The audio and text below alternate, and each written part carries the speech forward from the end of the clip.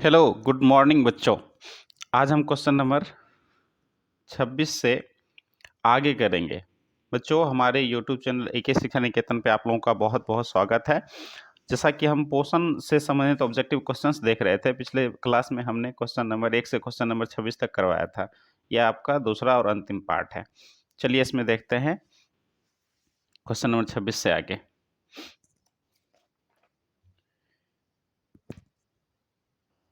देखिए question number 27 कहता है, मनुष्य में पचे हुए भोजन का अवशोषण अंग है। मनुष्य में पचे हुए भोजन का अवशोषण अंग जो है वो छोटी आंत का क्या होता है? इलियम होता है। क्या होता है? छोटी आंत का इलियम। ठीक है। अगला क्वेश्चन है क्वेश्चन नंबर 28 कि अपचा भोजन अस्थायी तौर पर कहाँ संचित रहता है? तो अपचा भोजन जो है ना अस्थायी तौर पर कुछ पल के लिए कहाँ ठहरता है? रेक्टम में ठहरता है, जिसको हम लोग मलाशय कहते हैं। ठीक है। और फिर जैसे ही ना इंसान को महसूस होता है कि मल त्याग करना है, तो फिर वो जाके मल त्याग कर देते हैं। तो रेक्टम में अर्थात मलाशय में अपचा भोजन अस्थायी तौर पर कुछ पल के लिए ठहरता है। ठीक है। प्रोटीन के पूर्ण पाचन होने पर अंतिम उत्पाद क्या होता है? हाँ, तो ये अच्छा क्वेश्चन है, क्वेश्चन नंबर 29 कि प्रोटीन का जब पूर्ण पाचन हो जाता है तो अंत में क्या बचता है? जैसे कि आपका यहाँ पे ऑप्शन है ग्लूकोज, दूसरा ऑप्शन है एमिनो अम्ल, तीसरा ऑप्शन है एंजाइम, चौथा ऑप्शन है प्यूरिन। तो देखिए ग्लूकोज जो है ना ये स्टार्च या शर्करा का अंतिम उत्पाद है, और एमिनो अम्ल ये आपका आंसर हो जाएगा। प्रोटीन का जब पूर्ण पाचन हो जाता है तो अंतिम उत्पाद जो बचता है वो एमिनो अम्ल बचता है। ऐसे भी प्रोटीन जो है ना एमिनो अम्ल से ही बना होता है। ठीक है, तो ये आपका बहुत ही इंपॉर्टेंट क्वेश्चन हो गया। अब 30 नंबर क्वेश्चन है, पूर्ण पाचक रस कहाँ पाई जाती है?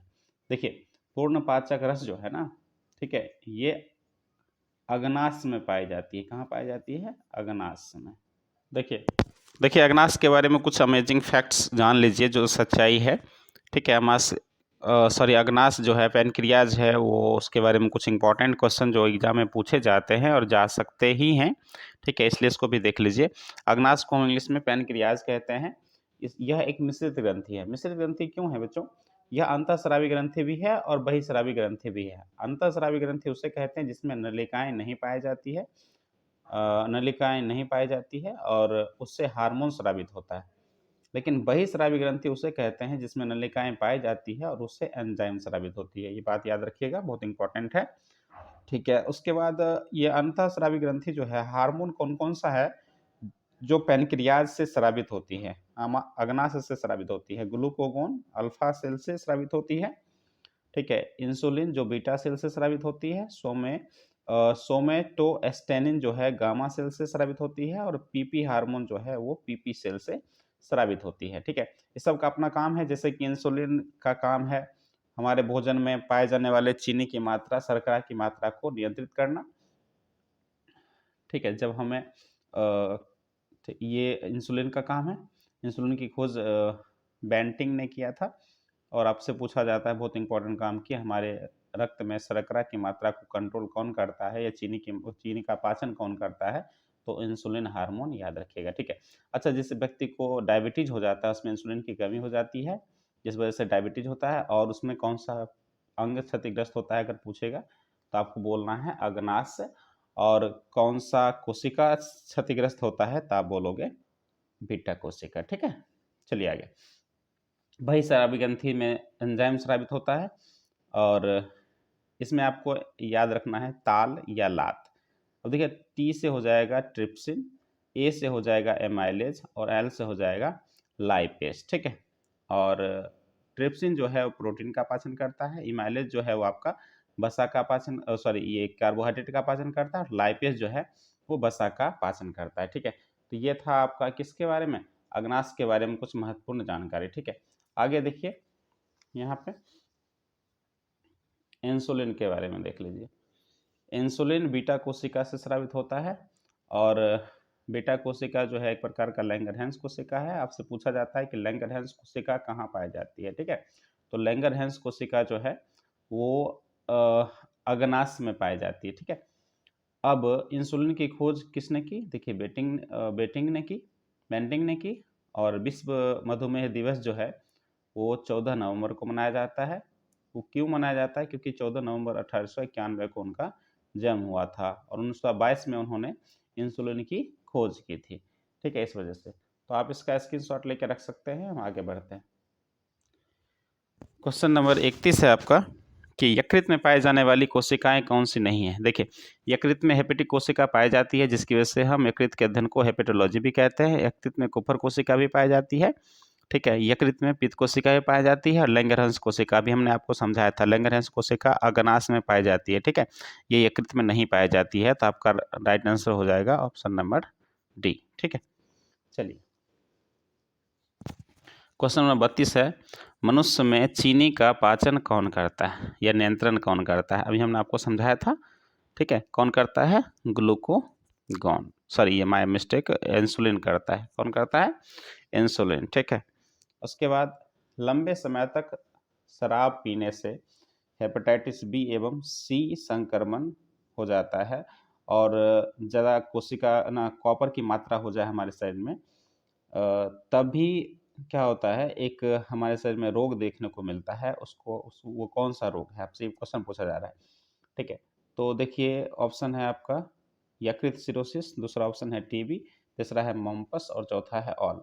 तो देखिए, अगर हमारे शरीर में कॉपर की मात्रा ज़्यादा हो जाए ना, तो यकृत सिरोसिस हो जाता है। ठीक है, यकृत खराब होना चालू हो जाता है, लिवर डैमेज होना चालू हो जाता है। ठीक है, तो इसको याद रखिएगा। छोटी आंत की लंबाई लगभग कितनी होती है? छोटी आंत की लंबाई लगभग कितनी? 6 मीटर होती है और ये हमारे शरीर की आहार नाल का सबसे लंबा पार्ट छोटी आंत है। आपसे पूछा जाएगा आहार नाल का सबसे लंबा पार्ट भाग कौन सा है, तो भी बोलिएगा छोटी आंत। अब कहिए, क्योंकि हमारा जो पूरा आहार नाल है ना, वो 8 से 10 मीटर की होती है और ये देखो छोटी आंत 6 मीटर पहुंच गई। तो आहार नाल का सबसे लंबा भाग भी छोटी आंत होता है और छोटी आंत में ही भोजन का पूर्ण पाचन भी होता है। ठीक है, और छोटी आंत के इलियम में कुछ उंगली जैसे रसांकुर पाए जाते हैं, जिसे विलाई कहा जाता है। ठीक है, तो चलिए आगे बढ़ते हैं क्वेश्चन नंबर 35 की ओर। यकृत में निर्मित रस जो पित्ताशय में संचित होता है वो क्या कहलाता है? देखिए, यकृत में बनने वाला रस पित्तरस है। ठीक है, कौन सा है? यकृत में बनने वाला रस पित्तरस है। देखिए, यकृत के बारे में कुछ महत्वपूर्ण जानकारी देख लीजिए। यकृत को हम लीवर कहते हैं। मानव शरीर की सबसे बड़ी बहिस्रावी ग्रंथि होती है। ठीक है, आपसे पूछेगा मानव शरीर की सबसे बड़ी ग्रंथि, तो आपको यकृत बोलना है। यकृत का भार 1.5 केजी होता है। इस यकृत का अध्ययन हेपेटोलॉजी कहलाता है, क्योंकि उसमें हेपेटिक कोशिका पाई जाती है। ठीक है, ये हमने लिखा है, हेपेटिक कोशिका, पित्त कोशिका और कुपर कोशिका है। यकृत का काम है वसा का पाचन, वसा का संचय, वसा का पायसीकरण करना। Vitamin ADEK A, vitamin D, vitamin E, vitamin K का संचय भी ये करता है। हेपेरिन, प्रोरेनिन और फाइब्रिनोजन का निर्माण भी करता है। विष को नष्ट करता है। आयरन स्टोर करता है ताकि आरबीसी बने। ठीक है, यूरिया का संश्लेषण अमोनिया को यूरिया में बदलता है। ठीक है, ये यकृत का काम है। और जहाँ तक रही पित्तरस की बात, पित्तरस जो है ना, पित्तरस पित्त कोशिका बनाता है और कुफर कोशिका जो है पुराने आरबीसी को मारकर किसको दे देता है? पित्त कोशिका को दे देता है, जिससे पित्तरस बनता है। कहाँ पे? यकृत में। ये इंपॉर्टेंट क्वेश्चन है, बहुत बहुत ज़्यादा इंपॉर्टेंट क्वेश्चन है। पित्तरस बनता कहाँ? यकृत में, लेकिन जमा रहता है पित्ताशय में। इस बात को ध्यान में रखिएगा। ठीक है, और पित्तरस का पीएच मान कितना होता है? 7.6 से 7.8 से ऐसे ज़्यादा होता है, 7.7 कह सकते हैं। ठीक है, तो और पित्त कोशिका जो होता है क्षारीय होता है। ठीक है, पित्त कोशिका क्या होता है? क्षारीय, याद रखिएगा। ठीक, चलिए आगे बढ़ते हैं।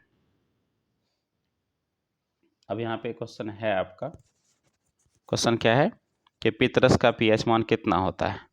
ठीक है, तो पित्तरस का जो पीएच मान है वो आपका हो जाएगा कितना? 7.5 से 8.5 के बीच हो जाएगा। ठीक, बच्चों देखें यहाँ पर, ये जो है आपका राइट आंसर ए नहीं होगा। 7.5 से 8.5 जो होता है ना, ये अग्नाशय से जो रस है, अग्नाशयी रस का पीएच मान है। ठीक है, और ये आपका आंसर है, ये पित्तरस का पीएच मान है। पित्तरस का ये पीएच मान है। ये वाला जो है लार, ठीक है, लार का पीएच मान आपका 6.7 से 6.8 है। और ये जो लिखा हुआ है ये आपका अमास का पीएच मान है, अमास का। ठीक है, तो अमास में जो जठर रस पाया जाता है उसका पीएच मान 1.2 से 3 होता है। लार का पीएच मान 6.7 से 6.8 तक होता है। पितरस का पीएच मान 7.6 से 8.6 होता है। और अग्नाशयी रस, ठीक है, तो यहाँ से आपको पता चल रहा है कि जो अग्नाशय रस है और पितरस है ये क्षारीय होता है, जबकि मुंह में जो लार पाया जाता है वो अम्लीय होता है। और अमास में जो आपका HCl अम्ल या जठर रस पाया जाता है वो आपका अम्लीय होता है। ठीक है, तो ये इंपॉर्टेंट है, स्क्रीनशॉट लेके रख लें आप। क्वेश्चन नंबर 38 जो है 37 कहता है कि वायुमंडल में CO2 की मात्रा कितनी है। देखिए, वायुमंडल में ये जो लिखा हुआ आपका 78% ये ऑक्सीजन की मात्रा है। किसकी है? ऑक्सीजन की मात्रा वायुमंडल में है। ये जो है सॉरी ये नाइट्रोजन की मात्रा है, माय मिस्टेक, ये नाइट्रोजन की मात्रा है और ये ऑक्सीजन की मात्रा है। ये वाला जो है ना आपका CO2 की मात्रा है। हमारे वायुमंडल में कार्बन डाइऑक्साइड 0.03% पाई जाती है। और ये जो लिखा हुआ है आपका बच्चों, ठीक है, ये भूपर्पट्टी में किसकी मात्रा है? कार्बन डाइऑक्साइड की मात्रा है। अगर भूपर्पट्टी में कार्बन डाइऑक्साइड की मात्रा पूछेगा तब आपको 0.02% बोलना है, लेकिन वायुमंडल में 0.03% होता है। और वायुमंडल में ऑक्सीजन जो है वो 21% और नाइट्रोजन 78% पाया जाता है। ठीक है, चलिए क्वेश्चन नंबर 38 की ओर बढ़ते हैं। प्रकाश संश्लेषण के लिए आवश्यक पदार्थ है कि प्रकाश संश्लेषण के लिए सूर्य का प्रकाश भी चाहिए, प्रकाश संश्लेषण के लिए CO2 भी चाहिए, जल एवं फिल्म तो चाहिए ही, क्लोरोफिल भी चाहिए। अर्थात हमारा आंसर हो जाएगा इसमें ऑल, ऑप्शन नंबर डी हो जाएगा। ठीक है, उसके बाद है 49 नंबर क्वेश्चन कहता है प्रकाश संश्लेषण की क्रिया, प्रकाश संश्लेषण की क्रिया यहाँ पे नहीं लिखा हुआ है, क्रिया किस रंग में के प्रकाश में सर्वाधिक होता है। देखिए, प्रकाश संश्लेषण की जो प्रक्रिया है वो लाल रंग के प्रकाश में सबसे ज़्यादा होता है। ठीक है, और हरा रंग में सबसे कम होता है। ठीक है, अब यहाँ पे लाल रंग देखिए, पहली बात आपको ये अगर याद नहीं होता है तो कुछ बातों को समझे। ठीक है, प्रकाश संश्लेषण की जो प्रक्रिया है ना सुबह और शाम में ज़्यादा होती है। देखो, हम लोग भी सुबह को खाना बनाते हैं, पेड़ पौधे भी अपना भोजन सुबह बनाते हैं। और सुबह सुबह आपने देखा होगा कि सूर्य की जो रोशनी होती है उसमें लालिमा होती है, लाल लाल ना रोशनी आती है। ठीक है, तो सुबह और शाम प्रकाश, सूर्य प्रकाश का जो रंग होता है वो लाल होता है। और लाल रंग में ही प्रकाश संश्लेषण की दर क्या होती है? काफ़ी अधिक होती है। ठीक है, इसको याद रखिएगा। क्वेश्चन नंबर 40 जो है प्रकाश संश्लेषण की प्रकाशिक अभिक्रिया, बहुत इंपॉर्टेंट है बच्चों। प्रकाश संश्लेषण की जो प्रकाशिक अभिक्रिया है, ठीक है, ये कहाँ होता है? आपका ऑप्शन है ग्रेनम में, स्ट्रोमा में, दोनों में, या इनमें से कोई नहीं। तो प्रकाश संश्लेषण की जो प्रकाशिक अभिक्रिया है उसको हिल अभिक्रिया भी कहा जाता है और ये ग्रेनम में होता है। कहाँ होता है? ग्रेनम में, इसको याद रखिएगा। ठीक है, चलिए क्वेश्चन नंबर 41 की ओर बढ़ते हैं। बच्चों, लाइक शेयर एंड सब्सक्राइब करना ना भूलें हमारे ना चैनल को, काफ़ी ज़्यादा मेहनत लगती है। ठीक है, आपके लिए ना इम्पोर्टेंट क्वेश्चन को ढूंढ के लाने में। अगर आप हमें कमेंट करते हैं ना, हमारी वीडियोस को लाइक करते हैं, अपने दोस्तों के साथ हमारे वीडियोस को शेयर करते हैं, सब्सक्राइब करते हैं, तो हमें एक ना मोटिवेशन मिलती है काम करने की। ठीक है, चलिए आगे बढ़ते हैं। क्वेश्चन नंबर 41 कहता है प्रकाश संश्लेषण की अप्रकाशिक अभिक्रिया, जिसको हम लोग केल्विन चक्र भी कहते हैं, ये कहाँ होता है? ठीक है, तो देखिए ये जो है ना आपका ग्रेनम में तो प्रकाशिक अभिक्रिया हो जाता है, लेकिन यहाँ अप्रकाशिक अभिक्रिया पूछ रहा है तो ये हो जाएगा आपका स्ट्रोमा में। ठीक है, अब आपको याद कैसे रखना है? देखिए, आप याद रखिएगा केस, केस हो जाएगा केल्विन यानी अप्रकाशिक अभिक्रिया, शॉक से स्ट्रोमा, स्ट्रोमा आप याद रखिएगा। ठीक है, इस तरह से याद रख सकते हैं आप। चलिए आगे बढ़ते हैं। मैग्नीशियम कहाँ पाया जाता है? It is most important question, बहुत बार एग्जाम में रिपीटेड क्वेश्चन है। मैग्नीशियम कहाँ पाया जाता है? ठीक है, मैग्नीशियम पाया जाता है क्लोरोप्लास्ट में, क्रोमोप्लास्ट में या ल्यूकोप्लास्ट में। तो क्लोरोप्लास्ट को हम लोग क्या बोलते हैं बच्चों? हरित लवक कहते हैं। क्या कहते हैं? हरित लवक। तो ये हरित लवक में पाया जाता है। ठीक है, आपका राइट आंसर हो जाएगा ऑप्शन नंबर ए। ठीक है,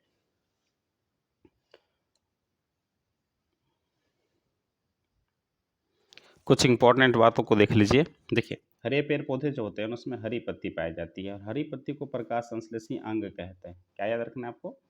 हरी पत्ती को प्रकाश संश्लेषी अंग कहते हैं, जबकि हरी पत्ती में पाया जाता है हरित लवक, जिसको हम लोग इंग्लिश में क्लोरोप्लास्ट कहते हैं, उसको प्रकाश संश्लेषी अंगक कहते हैं। ठीक है, ये बहुत बार आपको ना कंफ्यूज करता है कि अंग किसे कहते हैं, अंगक किसे कहते हैं।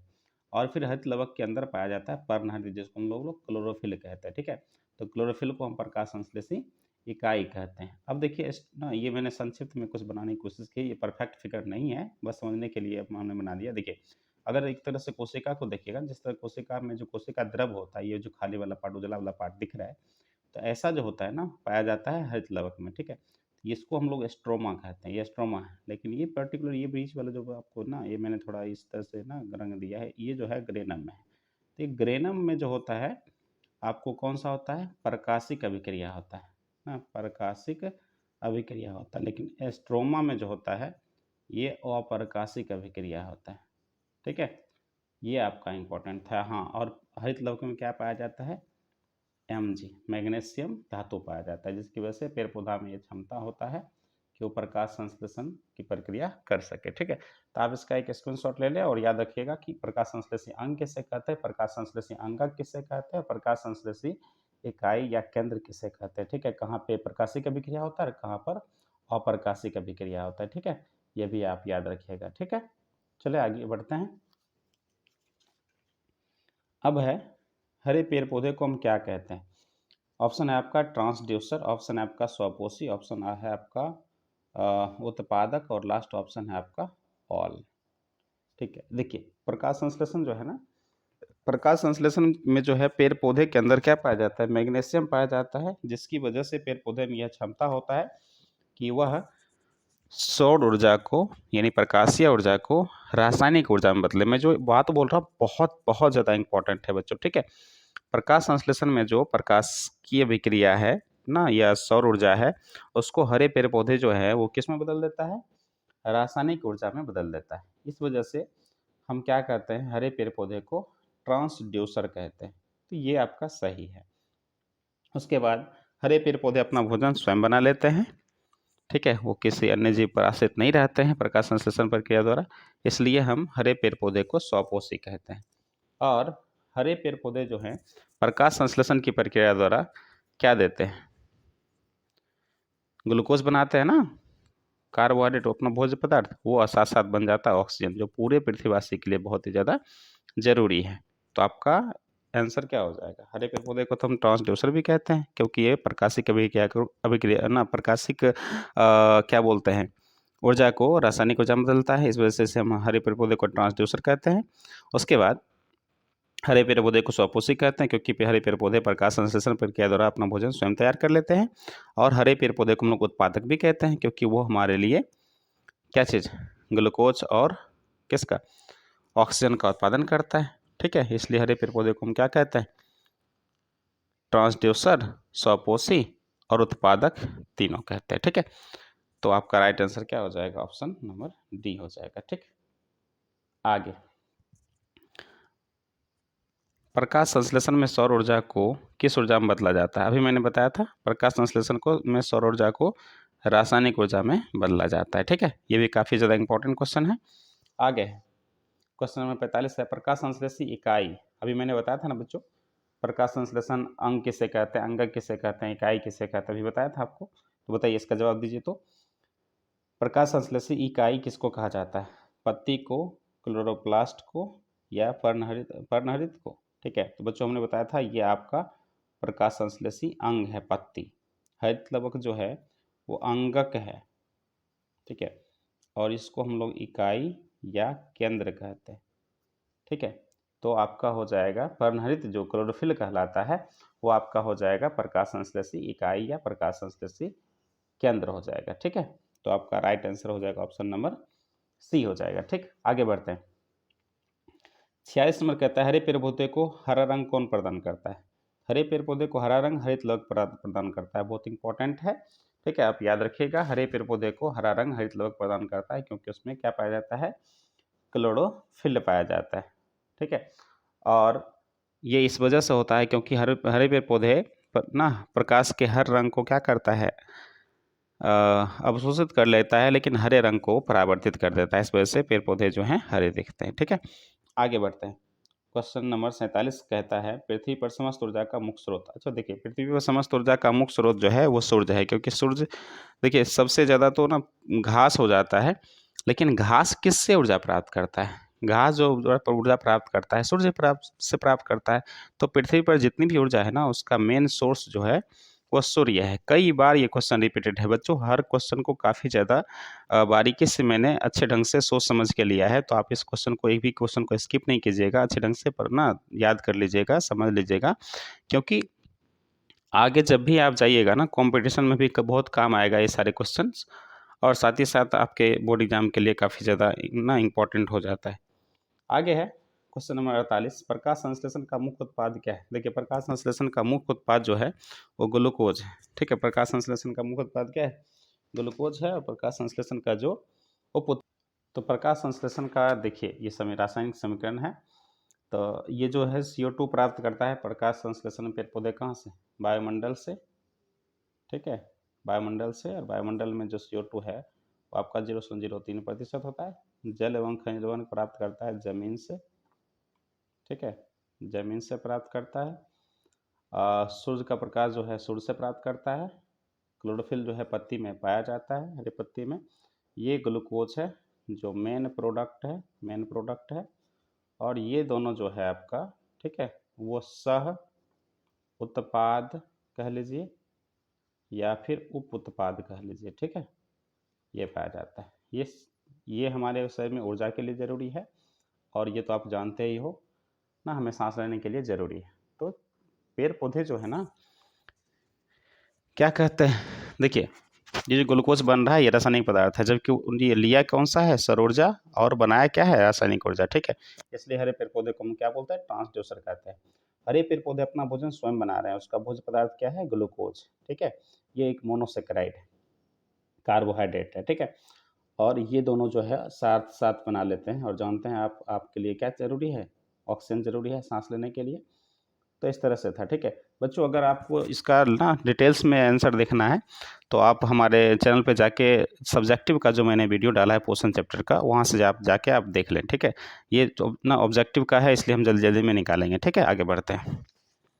क्वेश्चन नंबर अगला है आपका, क्वेश्चन नंबर 49 है। कहता है प्रकाश संश्लेषण का सह उत्पाद या उप उत्पाद जो है वो कौन सा हो जाएगा? अभी मैंने बताया था बच्चों, मुख्य उत्पाद ग्लूकोज है, लेकिन सह उत्पाद H2O और O2 दोनों है। ठीक है, तो आपका राइट आंसर हो जाएगा ऑप्शन नंबर डी, ऑक्सीजन और जल। आगे है, प्रकाश संश्लेषण में मुक्त होने वाली ऊर्जा जो है, मुक्त होने वाली जो गैस है, बहुत इंपॉर्टेंट, बहुत बहुत इंपॉर्टेंट है बच्चों, वेरी वेरी इंपॉर्टेंट क्वेश्चन है आपका। O2 जो है वो किससे मुक्त होती है? ठीक है, तो देखिए प्रकाश संश्लेषण में क्या होता है? जल का अवकरण होता है ना, जल टूटता है। तो जल के जो कण हैं वो टूटते हैं, तो वहाँ से क्या होता है? H2O से O2 प्राप्त होता है। ठीक है, बहुत इंपॉर्टेंट है, बहुत ज़्यादा इंपॉर्टेंट है, याद रखिएगा, जल से ही ऑक्सीजन मुक्त होता है। ठीक, आगे बढ़ते हैं। क्वेश्चन नंबर 51 है, प्रकाश संश्लेषण में क्या नहीं होता? बहुत इंपॉर्टेंट निचोड़ वाला क्वेश्चन है बच्चों। देखिए, प्रकाश संश्लेषण में H2O का ऑक्सीकरण होता है, ये भी होता है, H2O का ऑक्सीकरण होता है, जिससे क्या प्राप्त होता है बच्चों? O2 ना, ऑक्सीजन प्राप्त होता है। CO2 का अपचयन होता है, ये भी सही है। CO2 O2 मुक्त होता है, ये भी सही है, ऑक्सीजन मुक्त होता है। और CO2 का मुक्त होना नहीं बच्चों, CO2 लिया जाता है। ठीक है, ऑक्सीजन लिया जा ना, CO2 लिया जाता है, तो CO2 मुक्त नहीं होता है, CO2 का यूज किया जाता है। प्रकाश संश्लेषण में CO2 का उपयोग होता है, जो वायुमंडल से प्राप्त होता है। तो आपका राइट आंसर क्या हो जाएगा? यही हो जाएगा, CO2 का मुक्त नहीं, CO2 क्या होता है? यूज होता है, उपयोग होता है। ठीक है, बरियात का एक भाग है। क्वेश्चन नंबर आपका 52 है, बरियात का एक भाग है। तो बरियात का भाग कौन कौन सा है? देखिए ऑप्शन आपका सीकम, कोलन, रेक्टम, ये तीनों के तीनों जो है ना बरियात के भाग हैं। ठीक है, तो आपका राइट आंसर हो जाएगा ऑल।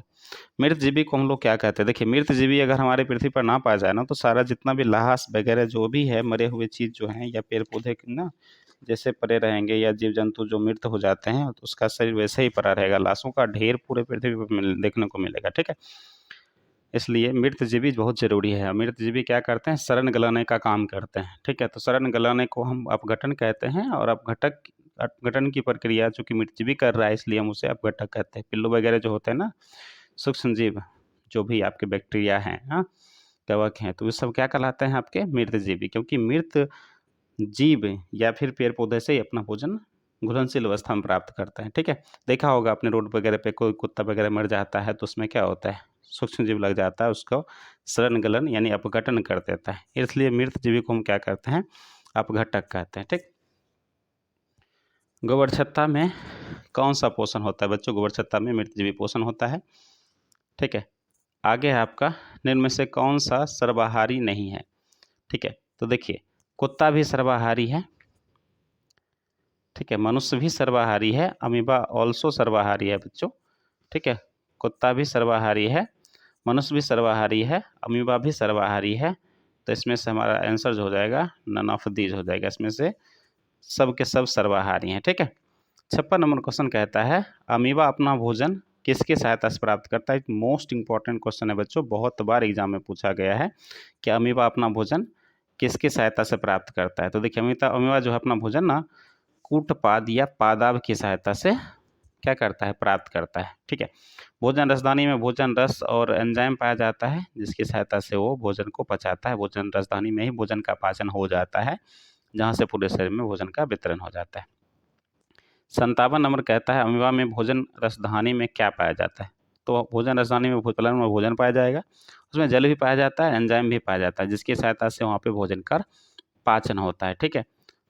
तो फिर से बच्चों, अमीबा के भोजन रसदानी में भोजन भी पाया जाता है, जल भी पाया जाता है, एंजाइम भी पाया जाता है, अर्थात आंसर हो जाएगा ऑल, ठीक है? अगर आपसे क्वेश्चन पूछे कि अमीबा में भोजन का पाचन कहाँ होता है, तो आप क्या बोलिएगा? अमीबा में भोजन का पाचन भोजन राजधानी में ही होता है, ठीक है? ये हो गया। अब अगला आपका क्वेश्चन है, क्वेश्चन नंबर 58 है कि किसमें स्वपोषण होता है? हरे पेड़ पौधे में होता है, युगलिना में होता है, नीलहरित शैवाल में होता है, या इनमें से सभी में होता है? तो आपका राइट आंसर हो जाएगा बच्चों, इनमें से सभी, ठीक है? नीलहरित शैवाल में भी क्या होता है? प्रकाश संश्लेषण हो जाता है, युगलिना में भी हो जाता है, और हरे पेड़ पौधे में भी हो जाता है। इस वजह से ये आपका क्या हो जाएगा? आंसर ऑल हो जाएगा, ठीक है? तो बहुत बार हरे पेड़ पौधे ही पूछा जाता है, आप इसको भी दिमाग में रखिएगा, ठीक है? एंजाइम, जिसको हम लोग वीकर कहते हैं, बहुत इंपॉर्टेंट बच्चे है बच्चों, ठीक है? तो वो क्या है? ये बहुत बहुत इंपॉर्टेंट क्वेश्चन है आपका 59। एंजाइम जो है ना, एक प्रकार का प्रोटीन है। क्या है? प्रोटीन है, ये याद रखिएगा। भोजन से प्राप्त ऊर्जा मापी जाती है।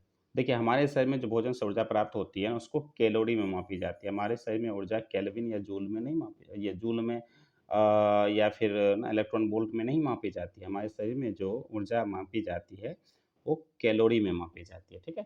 इसको याद रखिएगा। देखिए, क्वेश्चन नंबर 61 जो है, स्लॉथ एक भालू जैसा जीव होता है। भालू तो नहीं होता, लेकिन भालू जैसा दिखने में लगता है, ठीक है? ये 17 घंटे तक जो है पेड़ से लटक कर उल्टा सोते रहता है स्लॉथ, ठीक है? तो स्लॉथ जो है ना, उसके दांत में ना इनेमल नहीं पाया जाता है। इनेमल के बारे में पता है ना बच्चों आपको? हमारे शरीर के सबसे कठोर पदार्थ जो है वो इनेमल ही होता है, ठीक है? दांत का जो ऊपरी सतह होता है उसको हम लोग इनेमल कहते हैं ना। तो स्लॉथ जो होता है ना, उसके दांत में इनेमल नहीं पाया जाता है, इसको याद रखिएगा, ठीक है? अगला क्वेश्चन है कि पाचन की क्रिया में मनुष्य में स्टार्च का अंतिम उत्पाद क्या है? हमने आपको आज का पहला क्वेश्चन भी यही करवाया था। देखिए, तो पाचन की क्रिया में जो है, ठीक है, स्टार्च का जो अंतिम रूप है वो क्या होता है? ग्लूकोज होता है, जिसको हम लोग मोनोसेकेराइड भी कहते हैं। क्या कहते हैं? मोनोसेकेराइड ग्लूकोज होता है, ठीक है? स्टार्च पूरी तरह से पच जाता है तो लास्ट में ग्लूकोज बचता है। ग्लूकोज ही हमारे शरीर में ऊर्जा का ना एक तरह से मेन सोर्स है। और इसी से क्या होता है, क्या बोलते हैं, जब ज़्यादा मात्रा में हमारे शरीर में ग्लूकोज हो जाता है ना, तो आपको पता है ना, इंसुलिन हार्मोन इस ग्लूकोज को क्या करता है? ग्लाइकोजन बदल देता है। तो हमारे शरीर में ग्लूकोज जो है ना, वो ग्लाइकोजन के रूप में संग्रहित रहता है, जमा रहता है, ठीक है? फिर जब हमको ज़रूरत पड़ेगी, जब हम लोग को भूख लगती है, तो ग्लूकोज को फिर से, ग्लाइकोजन को फिर से ग्लूकोज में बदल दिया जाता है, ठीक है? चलिए यार, ये सब काम यकृत का था। क्वेश्चन नंबर 63 कहता है, वायुमंडल में किस क्रिया द्वारा गैसों की मात्रा का संतुलन होता है? तो वायुमंडल में अगर प्रकाश संश्लेषण ना हो ना बच्चों, तो गैसों की मात्रा असंतुलित हो जाएगी। तो वायुमंडल में गैसों की मात्रा का संतुलन किसके द्वारा बना रहता है? प्रकाश संश्लेषण के द्वारा बना रहता है। इसलिए हमें ज़रूरी है कि पेड़ पौधे को बचाएं, ठीक है, ताकि प्रकाश संश्लेषण हो और गैस का मात्रा अनियमित ना हो, वरना हम लोगों के लिए बहुत बड़ी प्रॉब्लम खड़ी हो जाएगी। आगे क्वेश्चन है बच्चों, क्वेश्चन नंबर 64 है, सूर्य से प्राप्त कितनी ऊर्जा का उपयोग हरे पेड़ पौधे प्रकाश संश्लेषण में करते हैं? देखिए बहुत इंपॉर्टेंट क्वेश्चन है। सूर्य से प्राप्त 1 से 4 ना, जितना ऊर्जा सूर्य से प्राप्त होता है उसका 1 से 4% ही भाग का पेड़ पौधा क्या करता है? प्रकाश संश्लेषण में यूज करता है, ठीक है। तो आपका राइट आंसर 1 से 4% हो जाएगा। 10% ऊर्जा का प्रवाह नियम लिंडेमान ने दिया था और ये नियम है, ठीक है, आपका जो चैप्टर है, लास्ट चैप्टर जो आपका ना बायोलॉजी का है उसमें हम पढ़ाएंगे, ठीक है।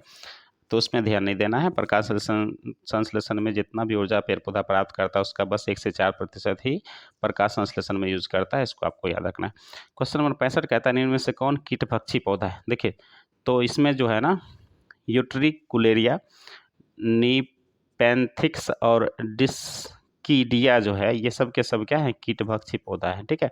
तो ये कई बार ऑब्जेक्टिव में पूछा जाता है, इसलिए आप इसको याद रखिएगा, ठीक है।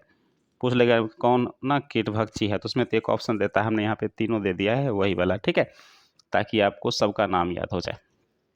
कृमि वृत्त परिशेषिका जो है, देखिए आप ऐसे नहीं समझ पाइएगा कृमि वृत्त परिशेषिका क्या कह रहा है, ठीक है, लेकिन अब आप समझ जाइएगा। देखिए कृमि वृत्त जो परिशेषिका है उसका इंग्लिश नाम अपेंडिक्स है बच्चों, क्या है? अपेंडिक्स है।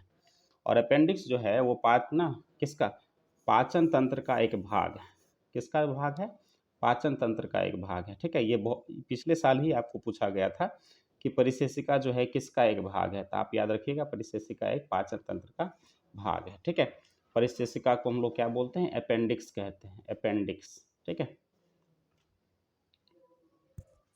हमारे शरीर में परिशेषिका जो है, अपेंडिक्स जो है, एक अवशेषी अंग है, क्योंकि जानते हो ना बच्चों ना, अपेंडिक्स को का ऑपरेशन होता है ना, उसको करके निकाल दिया जाता है, तो हम लोग क्या मर जाते हैं? नहीं मरते ना, उसका कोई यूज़ नहीं है ना हमारे शरीर में। लेकिन हाँ, शाकाहारी जो पेड़ पौधे होते हैं उसमें अपेंडिक्स का यूज होता है, वो सेलुलोज को पचाने में उसका उपयोग करते हैं, इसलिए उसमें यूज है, लेकिन हमारे शरीर में उसका यूज नहीं है। और हमारे शरीर में जिस अंग का यूज नहीं है उसको हम लोग क्या कहते हैं? अवशेषी अंग कहते हैं।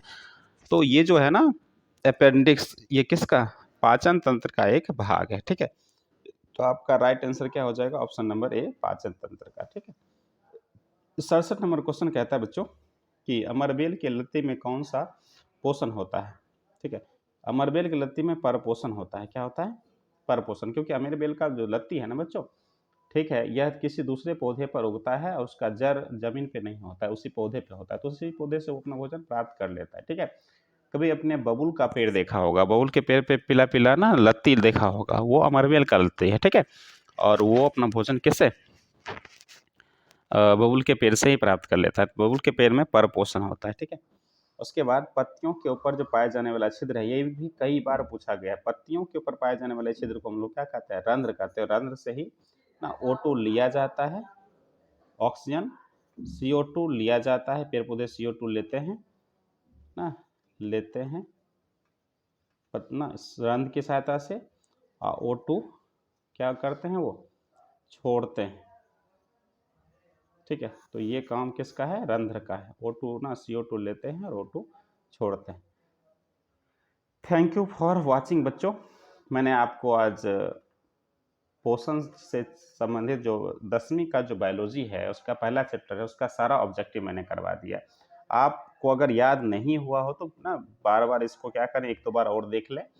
और अगर आपको नोट्स चाहिए, PDF चाहिए, तो बच्चों क्या करें, हम आपको अपना नंबर दे देते हैं, ठीक है, 8298 71 46 04, ठीक है। इस पर आप व्हाट्सअप कर सकते हैं, ठीक है, और PDF मंगा सकते हैं इसका, ठीक है। हम उम्मीद करते हैं बच्चों आपको अच्छे ढंग से समझ में आया होगा। बहुत मेहनत से पढ़ें, बहुत अच्छा एग्ज़ाम में नंबर लाएं, और आपका नंबर जो आएगा ना एग्ज़ाम में, अच्छा, वही मेरे लिए बहुत ज़्यादा बहुत बड़ी अचीवमेंट होगी। क्योंकि पता है बच्चों 10वीं जो है ना बेस है, अगर यहाँ से आपका रिजल्ट ना ज़रा सा भी कम आ जाता है तो आप ना लाइफ में ना बहुत प्रॉब्लम्स स्टार्ट हो जाती है। यहाँ से आपको मोटिवेशन मिलता है, 10वीं का नंबर बहुत ज़रूरी हो जाता है, ठीक है। तो आप अच्छा करें, बेस्ट ऑफ लक, ठीक है। एग्ज़ाम से पहले आप इसको देख के जा सकते हैं, बहुत ज़्यादा हेल्पफुल होगा आपके लिए। तब तक के लिए हम मिलेंगे अगले वीडियो में एक नए ना श्वसन तंत्र के ऑब्जेक्टिव के साथ। तब तक अपना और अपनों का ख्याल रखें, स्वस्थ रहें, मस्त रहें और ज़बरदस्त रहें। Thank you. Goodbye bye.